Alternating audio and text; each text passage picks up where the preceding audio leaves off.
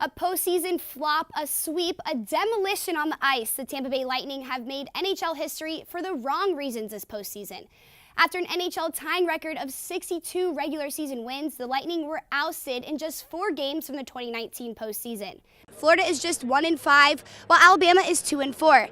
This week, however, in their midweek matchup, the Gators did come away with a win against the in-state rival Florida State Seminoles. They'll look to continue that momentum going into this weekend's matchup. I'm outside the Stephen C. O'Connell Center where the Gator gymnastics team is wrapping up practices for the week before heading to regionals. It was announced on Monday the team will travel across the country to Oregon State to face teams like Boise State, Denver, Washington, and Oregon State. That's right, Sarah. The foundation is called Friends of Jacqueline, and they pair kids specifically with brain tumors to college teams. The Gators softball and gymnastics teams have adopted kids, and now a club team has been given the same opportunity. The University of Florida Club Lacrosse team has adopted 2 new faces to join their team, brothers Canarius and Ezekiel Woods. After Canarius spent time at Shands getting treatment for a stage 4 brain tumor, a social worker suggested their mom, Sharmika Woods, connect with a certain foundation. She was like, hey, I have this foundation. I think it would be like you and the kids will love. And I was like, okay. I was like, I'm down, whatever. So I emailed them and it went from there. Friends of Jacqueline pairs kids with brain tumors with college-level sports teams. Canarius was diagnosed at 2 years old and has been in remission for 4.5 years. Although the lacrosse team enjoys having something greater to play for, it would not have this opportunity without a man named Dennis Murphy. Back in 2005, his daughter Jacqueline would get encouraging texts from collegiate lacrosse players while she waited for chemo treatments. It was during a routine visit when Murphy had the aha moment. Jacqueline was basically sitting in hell and she was oblivious to where she was because she was text messaging the players in Chicago. And that's when I said we have to get all these kids a team. They all need a team. They need a distraction from being in the hell. Flash forward 13 years from that day, Jacqueline is now a survivor and Friends of Jacqueline is on its 816th adoption. To play in the moment and live in the moment has and always will be Friends of Jacqueline's goal. Some might not be able to keep up with Canarius' high energy, but the fact the lacrosse team allows him to be around means a lot to Sharmika. To have someone to let him be him and express himself, it's doing a lot. It's doing a lot. Thanks to kids like Canarius, these Gator players now know there is more to life than lacrosse. And when Murphy gets to see it in action, that warms your heart. And it's not just his heart, but everyone else's around. So it's pretty powerful to have a team, and that's the magic of Friends of Jacqueline. For now, Canarius and Ezekiel will cheer and continue to live life while inspiring others to do the same. Right now, Canarius has an iron overload in his blood, but his yearly MRI scans have shown no signs of tumors. Both brothers are excited to watch the lacrosse team this upcoming season. Live from the newsroom, Amanda Cheney, WUFT Sports. Just this past Wednesday, the Florida Gators hosted their annual Pro Day. 17 former Gator football players were in attendance. Names like Juwan Taylor, Ja'Kai Polite, and Martez Ivy all showcased their talents to NFL scouts. All 32 NFL teams were represented at Pro Day. One of Florida's key ingredients this football season was defensive coordinator Todd Grantham. Now he could be flocking north to Cincinnati for a job at the NFL.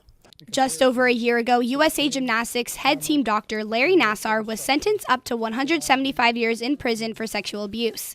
As a result, USA Gymnastics decided to partner with Safe Sport, an organization who provides training to create a safe environment for athletes. A gymnast mom, Kendra Willamy, has always felt her daughter was safe in her gymnastics environment, but she understands that's not always the case. I think that moving in the direction of monitoring the interaction between the coaches and the athletes and making sure that there's always parents present, and it kind of protects everyone, and I think it's definitely the direction they need to move. The training local coaches were required to go through were 3 30-minute online sessions. Here on Safe Sports' website, they state training is offered both online and in person. However, USA Gymnastics has not made it a requirement that club gyms attend in-person training sessions. Local coach Casey McLaughlin thinks that's what's missing.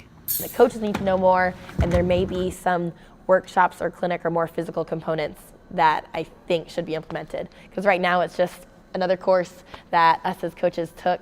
These training sessions are designed to cover all aspects of abuse, but McLaughlin says this was not the case. The 2 main things I got from it were sexual misconduct and harassment.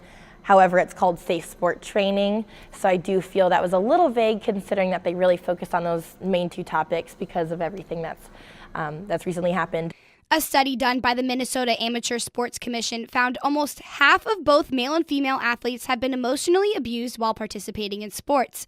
And another local coach, Courtney Gauger, says this needs to be the focus. I think physical and behavioral harassment, like yelling at the kids, basically bullying them, I think is more pertinent. So I definitely think that they should harp more on that, not just the sexual misconduct part. As a coach, McLaughlin is happy something is being done, but hopes it continues to improve. I believe in time it will provide peace of mind, but right now I feel like there's components missing and that it's not being done in the most efficient and effective way.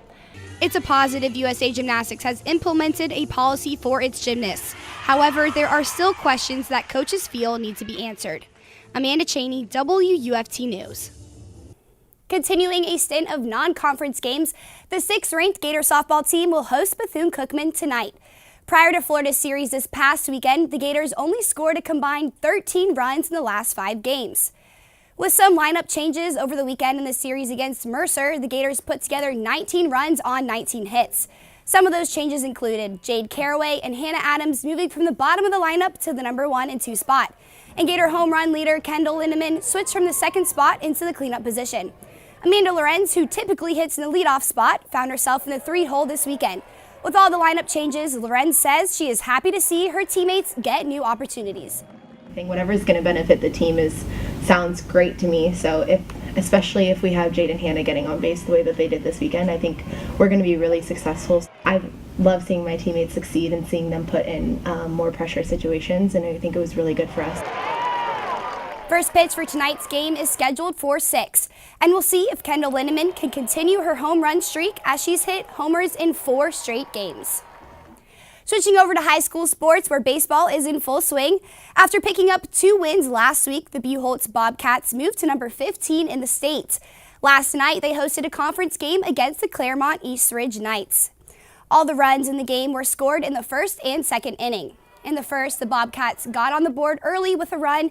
Then, in the top of the second, East Ridge tallied 8 runs with the help of 3 Buchholz errors. The Bobcats looked to pick it back up when they scored 3 more runs to close out the second inning, but in the end, they fell to the Knights 8-4. With the win, East Ridge now evens out its record to 5-5, while Buchholz is now 8-2. There were a number of other local area baseball games last night as well. The Oak Hall Eagles beat Bell with the final score of 12-7. Eastside fell to North Marion 7-3. On the road at Union County, Newberry fell 8-4, and PK Young shut out Interlochen with 16 runs. Over on the other diamond, Buchholz softball also played last night, hosting Lake Mineola. Junior outfielder Kayla Parra carried the Lake Mineola Hawks. She finished the night perfect at the plate, going 4-for-4 with 4 RBIs as the Hawks beat Buchholz 9-7. In other high school softball matchups last night, final scores weren't so close. Chiefland dominated Newberry 17-2, and Hawthorne fell to Williston 20-5. Bradford came away with a 17-1 victory over the PK Young Blue Wave, while the Gainesville Hurricanes shut out Ocala Vanguard 10-0. All right, guys, Pro Day was today. What are you thinking about Juwan Taylor? You know, Juwan Taylor, I heard he's a first-round draft pick for the NFL. Interesting note about Juwan Taylor. I actually went to middle school with him. He is one of the most friendly guys I've ever had the chance to be a part of his wonderful family. And thoughts on Ja'Kai Polite? Kind of disappointed with him, to be honest with you. Thought he'd be a first-round draft pick, but Pro Day wasn't good. Combine wasn't good. He's going to slide. I know, especially after his really good season he had this past year. We were hoping for better. Thank you, Amanda. We appreciate it as always.